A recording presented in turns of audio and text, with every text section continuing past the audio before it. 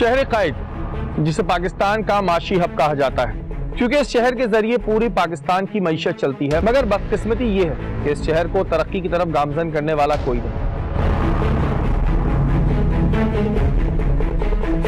शहर कायद में मौजूदा सूरत हाल पे तो कई पार्टियों ने सियासत की और खूब पैसा बनाया, मगर इस शहर को शहर बनाने के बजाय खंडर बना दिया। कराची इस वक्त बेशुमार मसाइल से दोचार है, जिसमें बिजली, पानी, टूटी हुई सड़कें और इस वक्त तो बारिश का पानी सरे फहरिस्त है, क्योंकि बारिश जब होती है तो पानी ज्यादा आता है। बारिश आता है तो पानी आता है, जब ज्यादा बारिश आता है तो ज्यादा पानी आता है। जाहिर है जब नक्कासी आपका कोई सिस्टम नहीं होगा तो ये कैसे मुमकिन है कि शहर में पानी ना आए। अब बात करते हैं खेलों के मैदानों की। इमरान खान साहब के वजीर आजम बनने के बाद इस बात की उम्मीद थी कि खेलों को फरोग जरूर मिलेगा, लेकिन अफसोस ये चीज भी दूसरे किए गए ऐलानात की तरह ही रह गई। दीगर बड़े बड़े सियासतदान भी नौजवानों को मैदानों की तरफ की तलकीन तो करते हैं, लेकिन जब शहर के मैदानों में भैंसों के बाड़े और पार्किंग माफिया के हवाले कर दिया जाए तो बच्चे और नौजवान मैदानों का रुख कैसे करेंगे। शहर कायद में मौजूद करोड़ों रुपए की लागत से बनने वाले स्पोर्ट्स कॉम्प्लेक्स का क्या हाल है और इसके गैर कानूनी ठेके कैसे दिए जाते हैं, इसमें कौन कौन मुलव्विस है, ये हम आज के प्रोग्राम में आपको दिखाएंगे।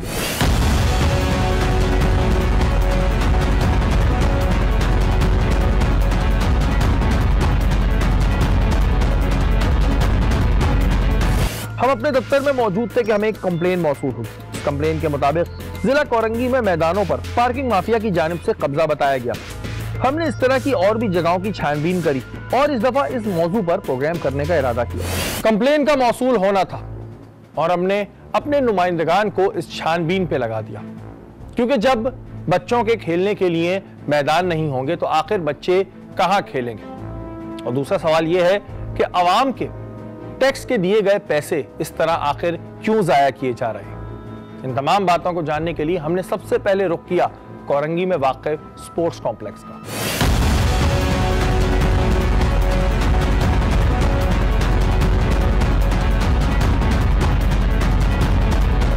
जी नाज़रीन, मैं इस वक्त कोरंगी में मौजूद हूँ और ये एक स्पोर्ट्स कॉम्प्लेक्स है।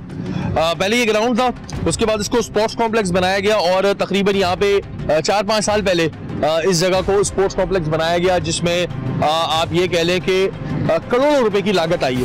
हम जब स्पोर्ट्स कॉम्प्लेक्स में दाखिल हुए तो यहाँ पर बड़ी तादाद में गाड़ियां पार्क हुई हमें नजर आई। इस स्पोर्ट्स कॉम्प्लेक्स के अंदर जो है वो गाड़ियों की पार्किंग होती है। यहाँ पर मौजूद अवाम ने हमें बताया कि यहाँ की पार्किंग इंतजामिया हमसे पैसे मौसूल करती है। रिक्शा इधर पार्क कर दो जी। कितने पैसे लेते तुम? 30 रुपए। 30 रुपए रोजाना के? जी। 30 रुपए लेता कौन है? ये इधर की इंतजामिया लेती है और बहुत से लोग हैं सर। आप यहीं पे पार्क करते हैं अपना रोजाना? जी। कितने पैसे लेते हैं आपसे? 30 रुपए। 30 रुपए रोज के? जब यहाँ के चौकीदार से बात की तो उन्होंने इस बात को तस्लीम किया कि ये जगह गवर्नमेंट की है, मगर मालिक का नाम ना बताया। ये किसकी जगह है? ये गवर्नमेंट की है। गवर्नमेंट की जगह है, तो ये पार्किंग का ठेका किसने दिया हुआ है? वो जो यहाँ जो ठेकेदार है ना काम क्या नाम है उसका? मेरा नाम तो मेरे को नहीं पता। तुम चौकीदार हो, तुम्हें बताओ ना ठेकेदार कौन है? मैं तो दिन में दिहाड़ी पे करता हूँ। दिहाड़ी पे करते हो? और ठेकेदार कौन है यहाँ का? ठेकेदार मेरा वो भी सरकारी है। जब हम कॉम्प्लेक्स के मजीद अंदर गए तो यहाँ पर बड़ी तादाद में छोटी बड़ी गाड़ियां पार्क हुई। ये बच्चों के खेलने के लिए एक जगह बनाने की बात हुई थी और 4-5 साल पहले से यहाँ पर दीवारें खड़ी कर दी गई। यहाँ पर लाखों रुपया, करोड़ों रुपया, नॉट लाखों, करोड़ों रुपया लगा दिया गया और मुझे नहीं पता कि अभी किस मद में होगा, लेकिन ये एक जो है वो पार्किंग का जगह बना दी गई है। और ये ठेका कैसे, मेरा सवाल ये है कि कैसे जी ये ठेका दे दिया गया, किसने ठेका दे दिया कि स्पोर्ट्स कॉम्प्लेक्स में पार्किंग का ठेका दे दिया? ये गवर्नमेंट की करप्शन है। जो गवर्नमेंट यहाँ पे करप्शन करती है, ये वो करप्शन है जो हम देखते हैं और समझते हैं जी यार कुछ भी नहीं है।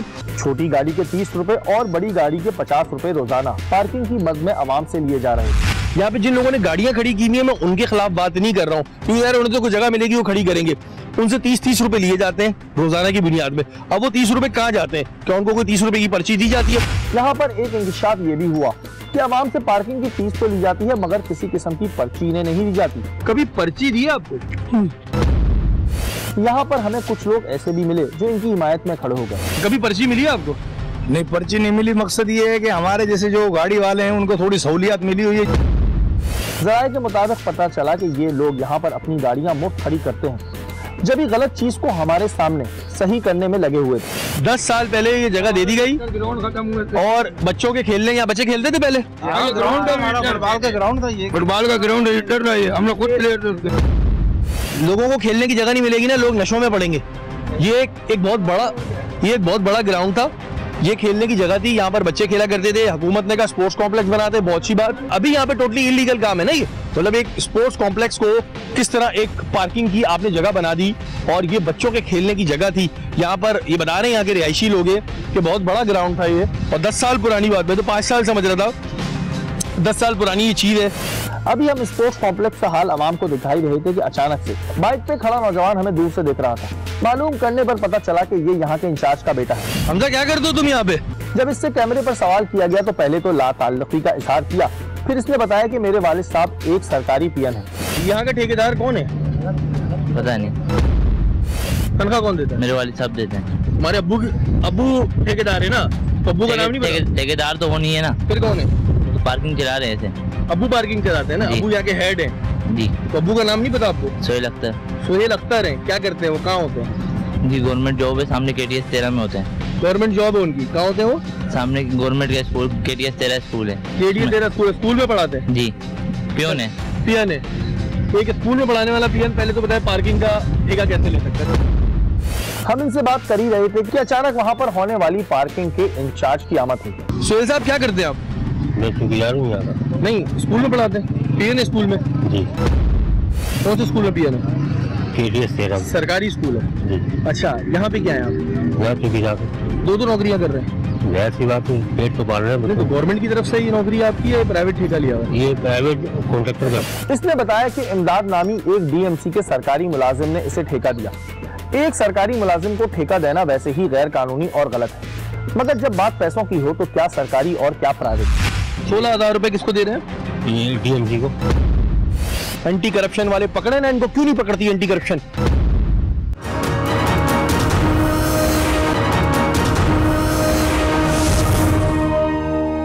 प्राइवेट कॉन्ट्रैक्ट आपको किसने दिया है?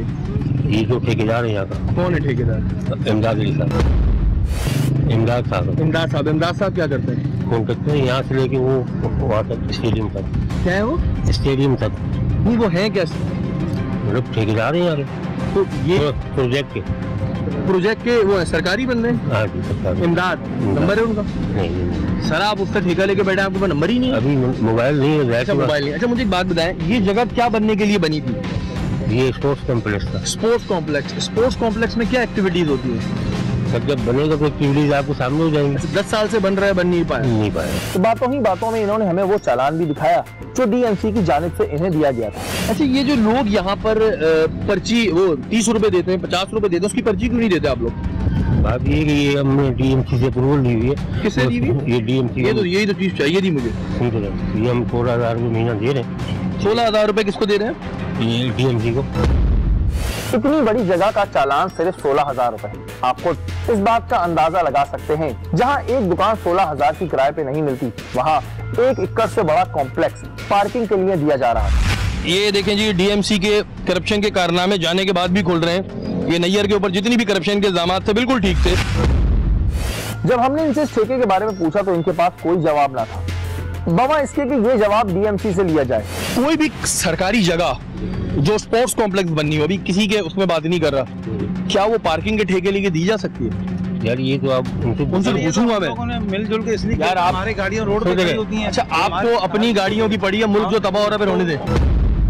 यहाँ पर एक बात आपको ये भी बताता चलूं कि सुप्रीम कोर्ट के अहकामात हैं कि कोई भी सरकारी जगह किसी बिजनेस के लिए नहीं दी जाएगी। आप मुझे एक बात बताएं कि DMC कैसे ठेका दे सकती है? यार ये आप DMC वाले पूछे ना, आके चार्टेड पार्किंग वाले लेके जाते हैं।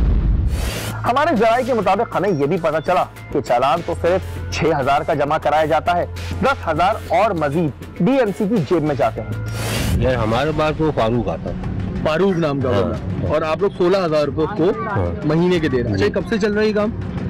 करीबन 2-2.5 साल से चल रहा है। तो ये बच्चों के लिए ये मैदान थे ना, अब ये मैदान भी नहीं बन रहा है, फिर जो पार्किंग है वो भी किसी की जेब में जा रही है। आप तो दे रहे हैं भाई, लेकिन किसी की जेब में जा रही है। मेरा एतराज ये है, चार्जिंग पार्किंग में होता है फहीम और फारूक, अभी इनसे सवाल होगा।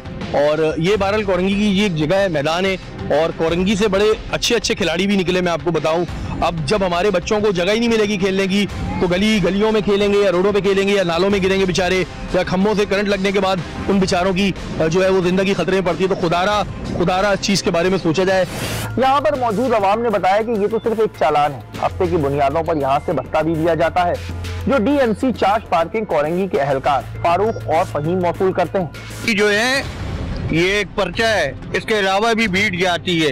ये 4-5 बंदे हम लोगों ने खुद हायर किए हैं क्योंकि हमारी चोरियां होती थी। मुख्तलिफ लोग आते हैं, मुख्तलिफ कार्ड दिखाते हैं, लेके जाते हैं। और ठेकेदार भी इस बात का एतराफ कर चुका है। जरा इस बात को गौर से सुनिए। ये कह रहा है कि फारूक और फहीम पैसे वसूल करने आते हैं जबकि चालान तो बैंक में जमा किया जाता है। फिर फारूक और फहीम किस चीज के पैसे जमा करने आते हैं? टाउन से आते हैं फहीम और फारूक दोनों। फहीम फारूक DMC में होते हैं। Chartered parking. इसके बाद हमने कोरंगी के ग्राउंड का रुख किया जहां पर खेलों की सरगर्मियों के बजाय भैंसों का बाड़ा और पार्किंग बनाई गई थी। नाज़रीन, कोरंगी के एक और जे एरिया के मैदान में मैं खड़ा हूँ और ये मैदान है, इधर भी पार्किंग का ठेका। ये सारे DMC वालों ने जो है यहाँ पर पार्किंग के ठेके दिए। यहाँ पर गाड़ियाँ खड़ी होती हैं, इसके पैसे होते हैं। ये कौन है, किसने अपना बाड़ा बनाया हुआ है, कुछ नहीं पता। ये ग्राउंड ही है, ये देखें जी, ये भी ग्राउंड है। ये देखें, ये यहाँ पे बाड़ा बनाया हुआ है। यहाँ पर मौजूद शख्स ने बताया कि ये जगह इन्हें टाउन वालों ने दी है। जगह क्या है ये टाउन वाले से ली थी। इस मैदान का ठेका एक शहजाद नामी शख्स के पास था। जब इसे बुलाया गया तो कोई ना आया। ग्राउंड था, मैदान था। नाजों में तुम्हारी बात करा देता हूं। किससे करा रहे हो? पहले जी शादी हॉल दे दिया था कि बच्चे क्या करेंगे खेल के। कभी कम काम जो है ये MQM गवर्नमेंट ने भी कुछ कम कारनामे नहीं दिखाए। इसमें MQM गवर्नमेंट, सिंध गवर्नमेंट सब इन्वॉल्व है। ये ग्राउंड हमारे मुस्तकबिल के मेहमानों के लिए बनाए गए थे। यहाँ पर भैंसों का बाड़ा देखकर हमारा दिल खून के आंसू रो रहा था। बाइक खड़ी की हुई है तो पैसे देते हैं, ऐसी खड़ी होती है? पैसे ही देते हैं। कितने पैसे देते हैं? 20-30 रुपये। 20-30 रुपये देते हैं। शायद यही वजह है कि मैदान ना होने की वजह से खेलों की सरगर्मियां मुअत्तल हो चुकी हैं और फिर नौजवानों ने मैदानों का रुख करने के बजाय मंशियात की लत में पड़ जाते हैं। मुझे अफसोस इस बात का है कि मैदानों का हाल दिखाने निकलो ना तो दिल रोने लगता है। और हमारी जो गवर्नमेंट गुजरी है, अब ये इलेक्शन आएंगे, ये फौरन वोट मांगने आ जाएंगे, वोट दे दो, वोट दे दो, वोट दे दो। यार कुछ खुदा का खौफ करो तुम लोग, कुछ खुदा का खौफ करो। तुम लोगों ने तबाह कर दिया इस मुल्क को, तबाह बर्बाद कर दिया पॉलिटिशियंस ने हमारे, जो इस तरह की करप्शन करते हैं। ये बच्चों के खेलने के मैदान है, इसको अपनी अय्याशी के लिए सब ने अपनी जेब गर्म करी है। एंटी करप्शन वाले पकड़े ना, इनको क्यों नहीं पकड़ती एंटी करप्शन? सवाल ये है कि इन जगहों से कब्जे कौन खाली कराएगा, इन जगहों को मैदान कौन बनाएगा? इसके बाद हमने बराबर में मौजूद यूनियन काउंसिल का रुख किया। जब यहाँ इस मैदान के बारे में पूछा गया तो उन्हें कुछ पता ही ना था। आप क्या करते हैं यहाँ पे? मैं यहाँ पर नाइब कासिद। ये बराबर में जो जगह है, जहाँ मैं भी गया, बाड़ा भी बना हुआ है, गाड़ियां पार्किंग, ये क्या जगह है? पता नहीं। ये था कोरंगी के मैदानों का हाल। हम ये जानना चाहते थे कि आखिर क्या वजह होती है कि आवाम के करोड़ों रुपए ऐसे प्रोजेक्ट्स पे लगाए जाते हैं, फिर ये प्रोजेक्ट्स पूरे नहीं होते और उसके बाद अपने मुफादात को देखते हुए पार्किंग के ठेके दे दिए जाते हैं। आखिर कौन इजाजत देता है कि जो चीज स्पोर्ट्स कॉम्प्लेक्स की मद में आती है वहां पर पार्किंग के ठेके दे दिए जाए? इसका असल जिम्मेदार कौन है, ये जानने के लिए हमने रुख किया DC ऑफिस का, जहां पहले DMC के चेयरमैन नैयर रजा साहब बैठा करते थे, जो आवाम को लूटने के बाद अब कहीं आराम से छुट्टियां मना रहे होंगे। हम DC ऑफिस कोरंगी में मौजूद थे। यहाँ के डिप्टी कमिश्नर शहरियार मेमन साहब 11:15 बजने के बावजूद भी अपने दफ्तर में मौजूद ना थे। देखते नहीं, पूछते कि अभी DC साहब ऐसे खुद आए हुए कि नहीं आए हुए।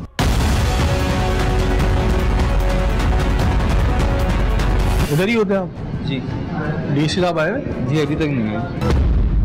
हम इस दफ्तर में अपनी शिकायत लेकर मौजूद थे मगर हमारी फरियाद सुनने वाला कोई ना था। 11:15 बज रहे और किसी को यहाँ पे कोई फर्क नहीं पड़ता कि कौन है कौन नहीं है।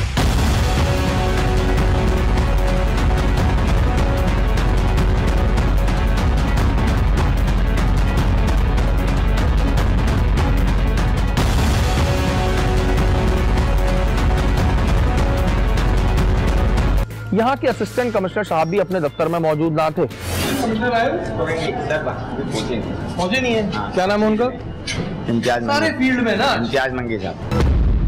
इम्तियाज मंगी साहब है असिस्टेंट कमिश्नर, ये भी नहीं पहुंचे। 11:15 बज रहे हैं, न डीसी न असिस्टेंट कमिश्नर, कोई भी नहीं। हम इस दफ्तर में किसी जिम्मेदार शख्स को ढूंढ रहे थे कि एक शाह से ज्यादा शाह के वफादार ने हमें आवाज देकर बुलाया। जब हमने इससे पार्किंग के ठेकों के बारे में पूछा तो इसने कहा कि मुझे इस बात का इल्म नहीं, लेकिन साहब और पूरा ऑफिस फील्ड में है, इन्हें जरूर पता था। अरे पता कैसे ना होता, साहब के सामने नंबर भी तो बढ़ाने थे। फिर यहाँ के जो पार्क्स हैं, जो स्पोर्ट्स कॉम्प्लेक्स थे, वहाँ पे पार्किंग के ठेके दिए हुए, सही है? ये मुझे पता नहीं है, लेकिन इनका झूठ अभी हम आपके सामने लाते हैं। इन्होंने कहा कि साहब ने इन्हें फोन करके बताया है, लेकिन वो जगह नहीं बताई जहां पर साहब खुद मौजूद हैं। तो हमारे एसी साहब और हमारे स्टाफ वाले फील्ड में गए हुए, वो भी आए हुए, फोन किया मुझे कि भाई संभालो दफ्तर को। चले आए, मैं भी दिखाएं। अब मुझे क्या पता मैं कहाँ ढूंढूंगा उनको। जब इनसे फोन पर अपने साहब का नंबर दिखाने को बोला तो इन्होंने कुछ यूं कहा, मैंने फोन नहीं किया था, उन्होंने मुझे फोन किया था। बैठे आप मुझे दिखाएं, उन्होंने आपको फोन किया, कहाँ किया? वो करते हैं ना, ऑफिसर है ना, जब आएंगे मोबाइल पे किया था, दिखाएं। वो अभी भी आए थे, सुबह भी आए थे, वो सुबह भी आए थे। यहाँ फोन तो दिखाएं। फोन को क्या करेंगे, फोन मेरा है खराब। फोन किया मुझे कि भाई संभालो दफ्तर को, फोन किया मुझे कि भाई संभालो दफ्तर को। काश ये वफादारी अपने साहब के साथ दिखाने के बजाय आवाम के साथ दिखाते, जिनके टैक्स के पैसों की तनख्वाह इन्हें मिलती है। ना यहाँ पे एसी मौजूद है, ना डीसी मौजूद है, लेकिन जो इनके शाह से ज्यादा शाह के वफादार हैं, उनके पास बोलने को बहुत कुछ होता है। अभी बोल रहे हैं असिस्टेंट कमिश्नर ने मुझे फोन किया, मैंने कहा फोन दिखाया तो बोले नहीं किया, झूठ की इंतहा। इसके बाद हमने रुख किया डिप्टी डायरेक्टर चार्ज पार्किंग के दफ्तर का, मगर यहाँ पर भी हमें कोई ना मिला जिनसे हम सवाल कर सके। यहाँ पर भी 4 से 5 अपराध मौजूद थे जो कचहरी लगा के बातों में मसरूफ अमल थे। ये ऑफिस में टोटल आप इतने एम्प्लॉयज हैं, उससे ज्यादा नहीं है लोग बैठने होते हैं। बस वो जो ड्यूटियों पे होते हैं साइडों पे, वो साइडों पर होते हैं। किधर है? साइडों पे कितनी तादाद है यहाँ पे? आप यहाँ पे क्या है? हम भी वर्कर ही हैं यहाँ पे। चार्ज पार्किंग के दफ्तर में होने के बावजूद इन्हें इस पार्किंग माफिया का इल्म ना था। ये एक बात बताएं, चार्ज पार्किंग में कोरंगी में एक स्पोर्ट्स कॉम्प्लेक्स है जो आधा बन के रह गया, देखा है आपने? नहीं, मैंने नहीं देखा। 3-4 लोग बैठे जिन्हें कुछ पता ही नहीं है। और आपको तो मैं अंदर का हाल दिखा दूं कि ये अगर आप सुबह, इस वक्त टाइम हो रहा है 11 बज रहे हैं जी, 11 बज रहे हैं, ना फहीम का पता है ना फारूक का पता है, ये हाल है जी। डायरेक्टर चार्ज पार्किंग है कौन, उनका नाम पता है? वो भी नहीं पता। डायरेक्टर चार्ज पार्किंग कोरंगी, वो आपको वहीं लांडी में ही मिलेंगे। नाम तो बता दें। अवेज नाम है शायद। ओवेस। डायरेक्टर चार्ज पार्किंग की तलाश में हमने रुख किया म्युनिसिपल ऑफिस कोरंगी का, मगर यहाँ पर भी कोई मौजूद ना था, या हमारे आने की इतला सुन के रफू चक्कर हो गए। ओवेस कहाँ बैठता है?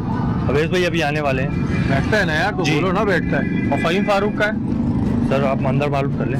जब हमने म्युनिसिपल कमिश्नर के कमरे का पता लगाया तो वो साहब भी ऑफिस नहीं आए थे, यानी आवे का आवा ही बिगड़ा हुआ था। कोई भी नहीं है, मुंसिपल एमसी साहब भी नहीं है। सर अभी नहीं आया। नहीं आए? क्या नाम है एमसी साहब? सर अभी पता नहीं सही है। तुम क्या हो यहाँ पर? मैं पियून हूँ। तो तुम्हें अपने एमसी का नाम नहीं पता? मैं चेयरमैन साहब को वो एमसी का नाम ही नहीं पता, इसका नाम क्या है? मकसूद मेमन है। बोलो ना यार, मकसूद मेमन, डर क्यों हो? मकसूद मेमन साहब एमसी साहब हैं। टाइम क्या हो रहा है? 11 बज रहे हैं। 11 नहीं, 11:15। 11:10 हो गए। 11:10, पहले 11 बोला तुमने। 11:10 बज रहे हैं, लेकिन एमसी साहब मौजूद नहीं है, पूरे दफ्तर में कोई मौजूद नहीं है, सन्नाटा पड़ा हुआ है। ये बेचारे आए हुए, मैं कहता हूँ इन्हें एमसी लगाना चाहिए। आवाम सुबह से आकर इनके दफ्तरों में ख्वार होती है, मगर सुनने वाला कोई नहीं होता। मकसूद मेमन साहब भी नहीं है यहाँ पे, और 11:10 हो रहे हैं। आराम से आएंगे जी, फिर 2-3 घंटे बैठेंगे। यहाँ के एहलकार भी यहाँ के जिम्मेदारों से परेशान नजर आ रहे थे। तो यार ये ऑफिसों में लोग क्यों नहीं आते जल्दी? ये चेयरमैनों का मेहरबानियाँ हैं, आते ही नहीं है जल्दी यार। हाँ ना। ये काम है, वो चार्ज पार्किंग वाले से वो नहीं पता, म्युनिसिपल कमिश्नर का नहीं पता, क्या करूँ मैं? आप क्यों जल्दी आए? हम अपने टाइम से आएंगे। गवर्नमेंट हमारी ड्यूटी, हम तो आएंगे। तो आराम से आएगा, आप सभी आ रहे हैं। नहीं, हमारी ड्यूटी में शामिल, हम तो आएंगे। गवर्नमेंट ड्यूटी कितने बजे कितने बजे शुरू होती है? गवर्नमेंट ड्यूटी 9 से 5 है। फिर यहाँ मौजूद एहलकारों ने अपनी परेशानियों की लंबी चौड़ी फहरिस्त हमें सुना दी, मगर जिनका काम इन मसाइल को हल करना था, इनका सुबह 11:30 तक कोई अता पता ना था। ये था डीसी ऑफिस और म्युनिसिपल ऑफिस का हाल। तो आपने देखा कि वहां पर सुबह आने के बजाय आराम से उठ के अफसरान दफ्तर तशरीफ लाते हैं, 3-4 घंटे बैठते हैं और उसके बाद अपने घर चले जाते हैं। इसके बाद हमने रुख किया गुलशन इकबाल में वाक़े एक प्ले ग्राउंड का, जो आजकल टैंकर माफिया की आमाज का है।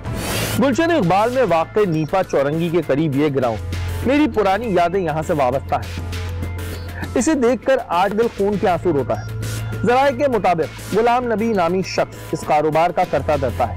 जी नाज़रीन, इस वक्त में गुलशन इकबाल के मोमिन स्क्वायर का एक ग्राउंड है और इस ग्राउंड से मेरी बड़ी यादें वाबस्ता इस वजह से हैं कि जी इधर मैंने बड़ी क्रिकेट खेली है, बहुत मेरा वक्त गुजरा है और यहाँ पर हार्ड बॉल का बहुत क्रिकेट हुआ करता था, टर्फ होता था ये।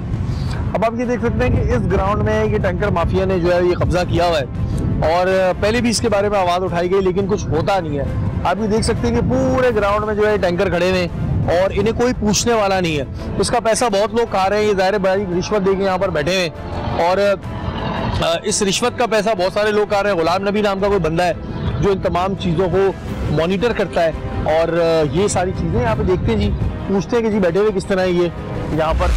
जब हम इस ग्राउंड में दाखिल हुए तो यहाँ एक कंटेनर के नीचे छोटा सा दफ्तर बना के ठेकेदार साहब बैठे थे। इन्होंने बताया कि केडीए की जानिब से इन्हें ये ठेका दिया गया है। ये जो यहाँ पर ये टैंकर खड़े हुए हैं जी, ये कौन खड़ा करवाता है? ये पार्किंग हो रही है, केडीए ने पार्किंग में दी है। जब उन्होंने चालान दिखाया तो वो एक्सपायर था, मगर इनके मुताबिक नया चालान इनके पास मौजूद था जो कि सरासर झूठ है। इसका कोई वो है लेटर है जी?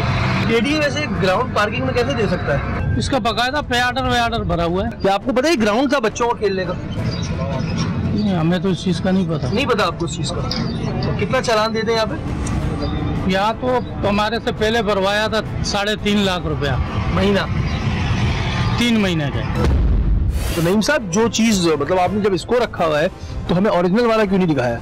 आप जब बात आपको दिखा देंगे, जहाँ बोलेंगे दिखा देंगे। लेकिन आप ये श्योर बात ऑन कैमरा बोल रहे हैं कि आपके पास है?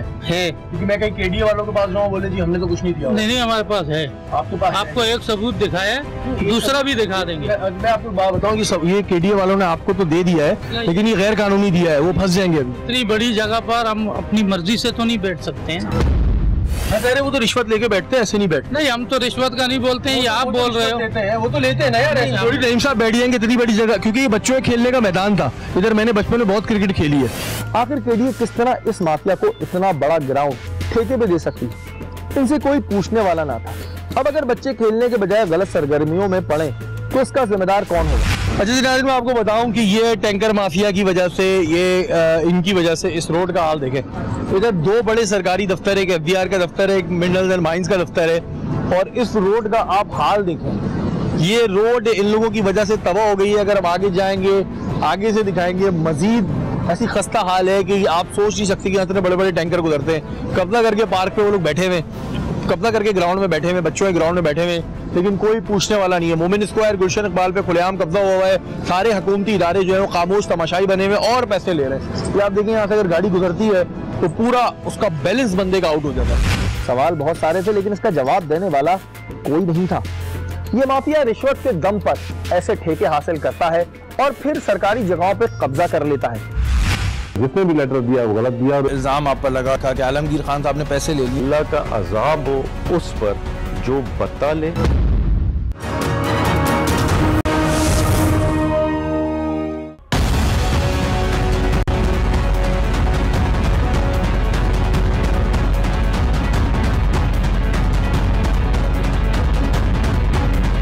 इसके बाद हमने रुख किया municipal commissioner east Waseem Mustafa Soomro साहब का और इन्हें सारी सूरत हाल से आगाह किया। जी नाज़रीन, इस वक्त हमारे साथ तो वसीम सोमरो साहब मौजूद हैं, म्युनिसिपल कमिश्नर ईस्ट हैं। इनसे हम बात करेंगे जो इशू इस वक्त हमने रेस किया इस हवाले से। अस्सलाम वालेकुम। वालेकुम सलाम। अभी मैंने गुलशन में एक ग्राउंड देखा जो कि एरो क्लब के सामने है और उधर जो है वो बहुत सारे टैंकर्स खड़े हैं, एक तरीके टैंकर माफिया खड़ा हुआ है। जब उनसे मैंने बात की तो उन्होंने मुझे एक केडीए का लेटर दिखाया कि जी हमारे पास में चार्ज पार्किंग के तौर पे हमें दिया गया है। तो पहले तो मुझे ये जानना है कि क्या जो प्ले ग्राउंड्स हैं वो चार्ज पार्किंग को दिए जा सकते हैं? देखें, मुझे तो वो लेटर मैंने नहीं देखा है, लेकिन अगर कोई ऐसा लेटर है तो गैर कानूनी है, क्योंकि प्ले ग्राउंड को किसी सूरत में भी किसी और पर्पज में यूज नहीं कर सकते। अच्छा, अगर ऐसी चीज़ है तो मैं डिप्टी कमिश्नर ईस्ट को लिख देता हूँ। और वैसे कुछ थोड़ी सी मैंने वहाँ पे अपना ये जो ट्रक बेरर जो होते हैं तो इसकी अप्रूवल दी है लगाने की।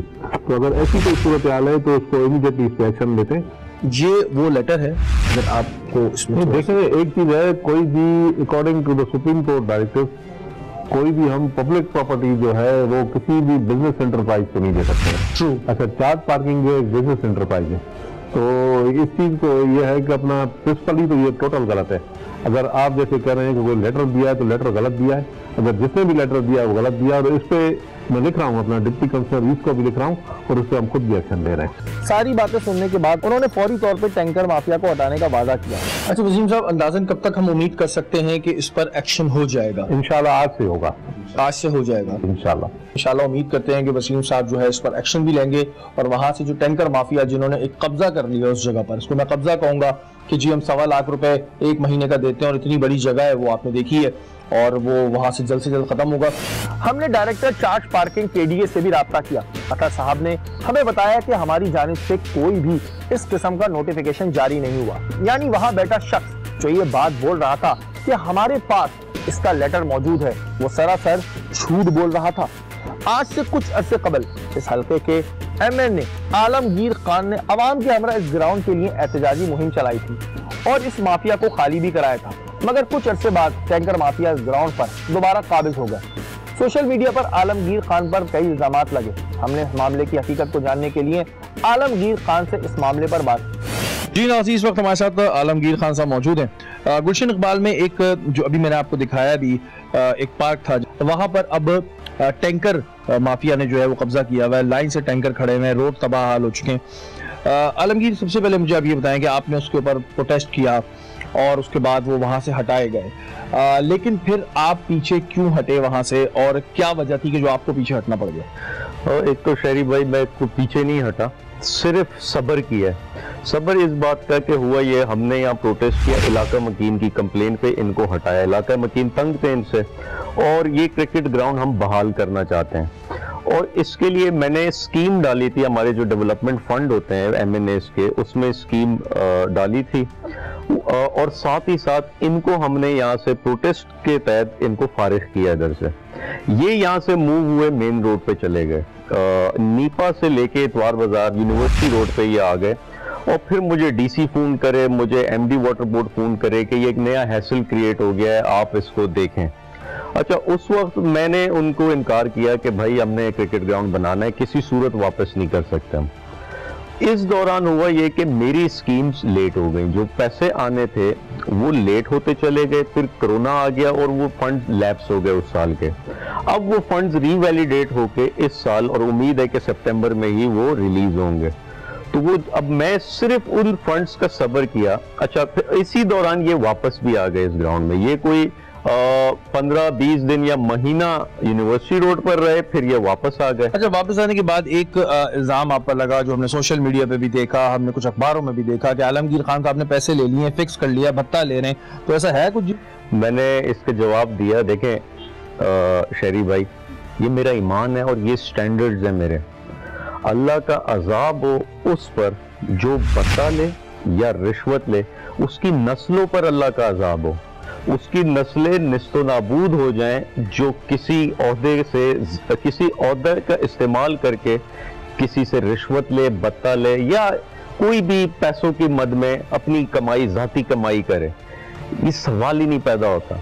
मैंने सिर्फ सब्र इसलिए किया कि मैं सोच रहा था कि मेरे फंड्स आएंगे, और फंड्स जैसे ही आएंगे ये सारे इल्जामात मैं दफन कर दूंगा, क्योंकि काम में मेरी हमेशा से ये कोशिश कि अपने काम से लोगों को, अपने रिजल्ट्स, नताइज से लोगों को जवाब दूं। जो क्रिटिसिज्म होता उनको हम अपने नताइज से जवाब देते। जिस दिन यहाँ मैं तख्ती लगा के इसका काम शुरू कराएंगे हम, ये सारे इल्जामात दफन हो जाने और इनको हम यहाँ से भगाएंगे। क्या वजह है कि जितनी भी जगहें इस तरह की हैं, जो हमारे आपके बचपन के प्लेग्राउंड्स थे, आज यहाँ तो वहां पर बिल्डिंग्स खड़ी नहीं है, या वो किसी का कब्जा हो चुका है? क्या वजह है इसकी? देखिए, एक चीज तो ये कि ये कनेक्टेड लोग हैं।